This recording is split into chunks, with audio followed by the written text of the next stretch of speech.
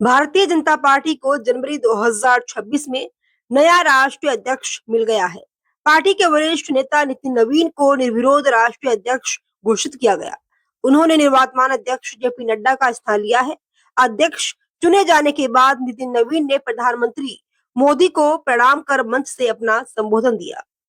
इस मौके पर पीएम मोदी ने नितिन नवीन को बधाई देते हुए कहा कि मैं पार्टी का एक साधारण कार्यकर्ता हूं और मेरे बॉस नितिन नवीन जी हैं। नवीन जी को बहुत बहुत बधाई, शुभकामनाएं। नवीन युग प्रारंभ हुआ है। उनके नेतृत्व में भारतीय जनता पार्टी नई ऊंचाइयां प्राप्त करेगी। माननीय नितिन नवीन जी, मैं एक कार्यकर्ता हूं, वे मेरे बॉस हैं। लोगों को लगता होगा कि नरेंद्र मोदी देश के प्रधानमंत्री है, तीसरी बार प्रधानमंत्री बने, 50 साल की छोटी आयु में मुख्यमंत्री बन गए, 25 साल से लगातार हेड ऑफ द गवर्नमेंट रहे हैं। ये सब अपनी जगह पे हैं, लेकिन इन सबसे भी बड़ी चीज मेरे जीवन में है, मैं भारतीय जनता पार्टी का कार्यकर्ता हूं।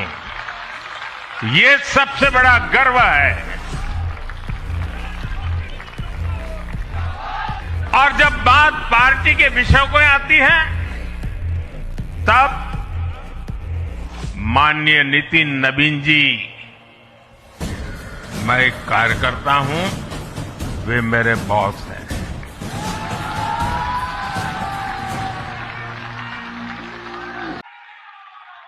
आज के दिन मैं अपने क्षेत्र की जनता को भी प्रणाम करता हूं, जिसने मुझे एक विधायक के रूप में चुना जरूर, पर संगठन ने मुझे जिस प्रकार से गढ़ने का काम किया, आज मैं इसी कारण से उस जनता के आशीर्वाद और पार्टी के मार्गदर्शन के कारण यहां तक पहुंच पाया हूं। आज का क्षण मेरे लिए संकल्प का क्षण है। आज सिर्फ एक पद को धारण नहीं कर रहा हूं, मैं पार्टी के इस विचार को, परंपराओं को, एक राष्ट्रवादी आंदोलन की जिम्मेदारी को स्वीकार कर रहा हूं। और मैं इस अवसर पर साथ अपने सभी वरिष्ठ कार्यकर्ताओं को भी प्रणाम करता हूं। साथियों, हम लोगों ने देखा है श्यामा प्रसाद मुखर्जी जी का प्रखर राष्ट्रवाद किस प्रकार से हमारे हर कार्यकर्ताओं के मन में बसा हुआ है। पंडित दीनदयाल जी के उपाध्याय के अंत्योदय और माननीय स्वर्गीय अपने सदैव भारत रत्न अटल बिहारी वाजपेयी जी का सुशासन की राजनीति, आज माननीय प्रधानमंत्री जी उसको आत्मसात करते हुए विकसित भारत की परिकल्पना हम सबके सामने रखी है। और आज 140 करोड़ भारतवासी अपने आप को इस विकसित भारत के सपने के साथ जोड़कर देश को आगे बढ़ाने में लगा है। मैं इसके लिए तहे दिल से माननीय प्रधानमंत्री जी का आभार व्यक्त करता हूं। अभी माननीय प्रधानमंत्री जी अपने संबोधन में बता रहे थे किस प्रकार से अंत्योदय की योजनाओं को उन्होंने नीचे उतारा है। जल जीवन मिशन ही नहीं, हम महिलाओं को 11 करोड़ शौचालय की योजना को भी याद करना चाहेंगे। किस प्रकार से महिलाओं का सम्मान बढ़ा, 13 करोड़ 4 करोड़ लोगों को पक्के मकान मिले, 42 करोड़ लोगों को आयुष्मान भारत, 56 करोड़ लोगों के जनधन खाते खुले। मुझे आज भी याद है जब जनधन खाता खोलाने की बात हो रही थी तो कई लोग देश में, जब हम भाजपा के लोग इसको आगे बढ़ा रहे थे तो लोग हमारा मजाक उड़ा रहे थे। पर मैं आज भी मानता हूं, गरीब के खाते में अगर 1 रुपया दिल्ली से चलता है तो 1 रुपया अगर गरीब के खाते में पहुंच पाता है तो ये कहीं ना कहीं उस जनधन खाते का वरदान के रूप में मैं देखता हूं। मैं आज के दिन माननीय प्रधानमंत्री जी के इस सब के साथ और सबके विकास के इस नारे को फलीभूत होता देख रहा हूं। हम लोगों ने लंबे समय से कुछ नारे को, भाजपा के कार्यकर्ता, हमारे जनसंघ काल के कार्यकर्ता लगातार कुछ नारे को गढ़ते थे। रामलल्ला हम आएंगे, मंदिर वहीं बनाएंगे, जहां हुए बलिदान मुखर्जी वो कश्मीर हमारा है, एक देश में 2 विधान, 2 प्रधान, 2 निशान नहीं चलेगा।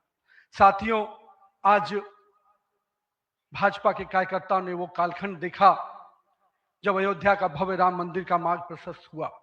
आज जम्मू कश्मीर की जनता ने 370 धारा से मुक्ति का दौर देखा।